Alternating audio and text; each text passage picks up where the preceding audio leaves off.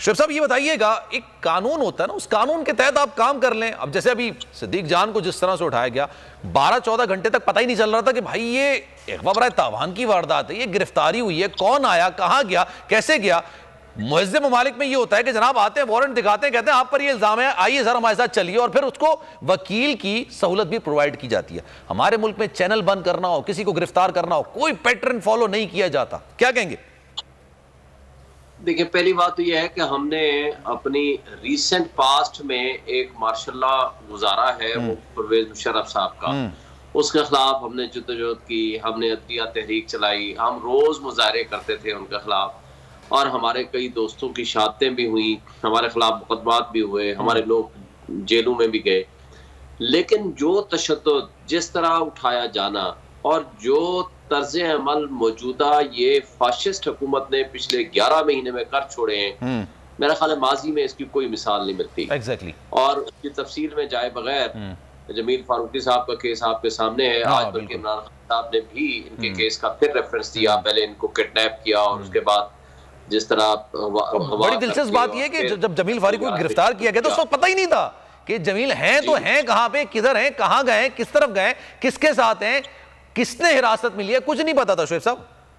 बिल्कुल ऐसे ही। और सिमिलरली फिर आप देखें, इमरान रियाज के खिलाफ 18 पर्चे कर दिए, फिर आप देखें शोएब शेख के खिलाफ क्यों FIR 1 से जायद, और जिस तर्ज अमल से उनको बिहेव किया और बिलाखिर उनकी बेल हुई, ये सारी चीजें नजर आती हैं। पहले बोल को बंद किया गया, पहले एलानिया, फिर आर्डर के जरिए, कभी गैर एलानिया, और जो कुछ आपके सामने है वो हम उसकी मजीद तफसीलात में क्या जाएं। फिर आपके सामने अरशद शरीफ वाला केस है, अरशद शरीफ को पहले धमकियां मिली, पर्चे काटे गए। आप JIT में पता चला कि जनाब वो जो 18 FIR कटी थी उसमें पता ही नहीं कि वो मुद्दाई कौन है। उन्होंने कहा जी बस कह दिया गया था कि पर्चे, हाई अफ्स के कहने पे हमने पर्चे काट दिए, तो उसकी मुद्दाई का नहीं पता, और उसको मुल्क छोड़ने पे मजबूर किया, उसकी शहादत हुई। तो ये सारी चीजें हमारे सामने तो नजर आ रहा है। सामने लिखा हुआ है जुल्म मिटने के लिए 2 चीजों से मिटेगा भाई। एक, अदल की कुर्सी पे जो लोग बैठते हैं ना, वो अदल के हिसाब से फैसले करने लगे। दूसरा, कौम निकल खड़ी उस जुल्म के खिलाफ, तो जुल्म खत्म हो जाएगा। या इन दोनों में से कोई एक चीज हो जाए या दोनों हो जाए। अगर 420 का मुकदमा था, उस वक्त अदलिया में जो लोग बैठे हुए केस देख रहे थे, वो पूछते ना यार चीट हुआ कौन है। जब उनको दिखता कोई चीट नहीं, वो केस खत्म कर देते। तो जालिम जुल्म कर ही नहीं पाता। 9 जजेस ने नोट बिफोर किया मेरे केस को यार, 1.5 साल चला। शख्सी जमानत का केस, सेम केस इस्लामाबाद में कर दिया। एक ही इल्जाम पे 2 केस हो नहीं सकते भाई। मतलब 60 दिन का वक्त होता है, 102 दिन के बाद मैं जीत गया, केस बरी हो गया, 102 दिन के बाद अपील फाइल की, एक्सेप्ट कर ली। नहीं करते ना एक्सेप्ट, खत्म हो जाता ना जुल्म यार। भरी अदालत में मुझे बरी कर दिया, फिर पता नहीं क्या हुआ, 2.5 घंटे बाद का नोट बिफोर, मैं नहीं सुनता ये केस।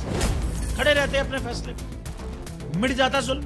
अल्लाह ताला ने बिठाया इस इन कुर्सियों पे इनको यार, ये अल्लाह ताला की तरफ से फैसले करने हैं। तो या तो ये फैसले आएंगे, जुल्म मिट जाएगा, या कौम खड़ी हो जाएगी जुल्म के खिलाफ।